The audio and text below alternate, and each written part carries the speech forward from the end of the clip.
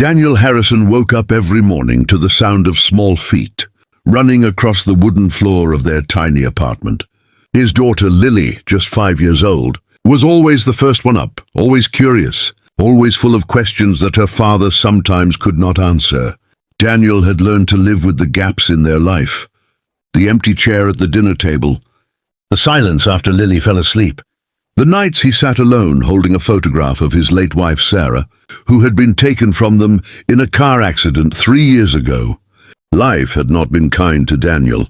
If you believe in kindness, second chances, and the power of small moments to change lives, please stay with us and watch this story till the end. If there is any mistake or shortcoming in our story, please kindly forgive us and support us with your love, patience and encouragement. Don't forget to like, comment, share, and subscribe to Kindness True Stories, and tell us in the comments where in the world you are watching from. Your support means everything to us.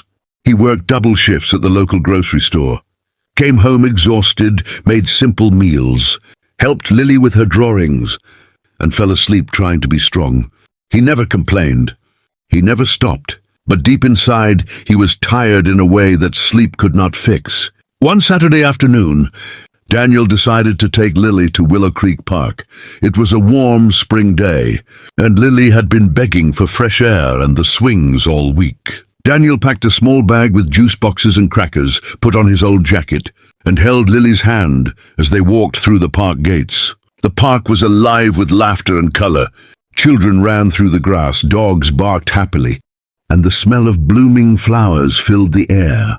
Lily ran straight to the swings, and Daniel pushed her gently, watching her squeal with delight, her dark curls bouncing in the breeze. For a few moments the weight on his shoulders felt lighter. Then Lily suddenly stopped swinging and pointed toward a bench near the fountain. A young woman sat there alone, reading a book, her long dark hair falling softly over her shoulders.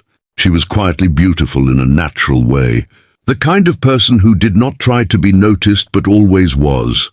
She wore a simple blue dress and smiled gently as a small bird landed near her feet.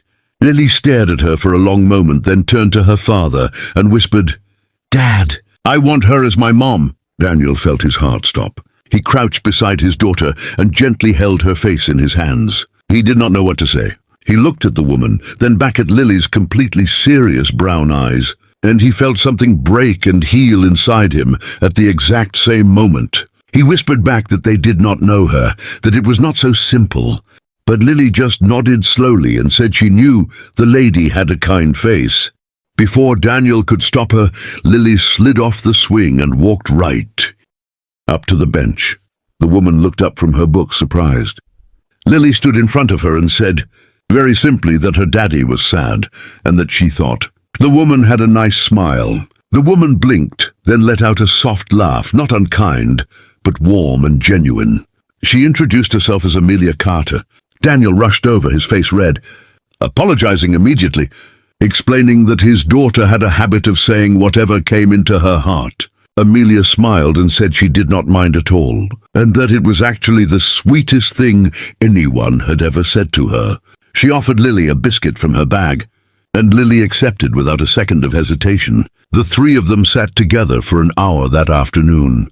Amelia, it turned out, was a children's librarian who had recently moved to Willow Creek after her own quiet heartbreak, an ended engagement that had left her feeling lost and invisible.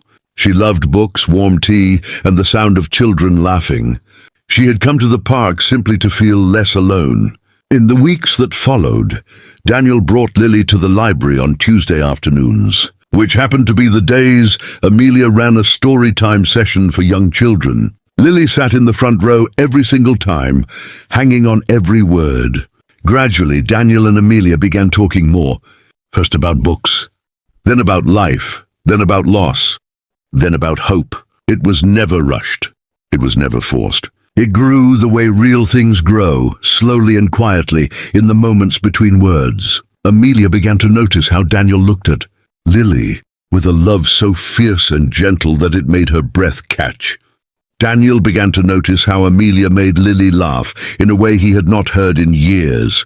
By summer, the three of them were having picnics in the park, reading bedtime stories together, and sharing Sunday morning pancakes at the small diner on Oak Street. One evening, as Amelia tucked Lily into bed and kissed her forehead, Lily whispered that her wish had come true. Amelia stood in the doorway for a moment, tears quietly sliding down her cheeks, and she realized hers had too. Daniel was waiting in the hallway and saw her face and said nothing, just took her hand gently in his. Sometimes healing does not arrive loudly. Sometimes it arrives in the whisper of a 5-year-old girl who simply looked at a stranger and saw exactly what her family needed. Daniel had spent 3 years believing that love had already had its one chance with him and left. Lily knew better, and because of one brave little whisper on a warm afternoon in Willow Creek Park, 3 broken pieces of the world quietly found their way back together. If this story touched your heart, please like, share, and subscribe to our channel Kindness True. Stories for more emotional and inspiring stories just like this one. Your support means everything and helps us bring more stories of hope, love, and second chances to people who need them most.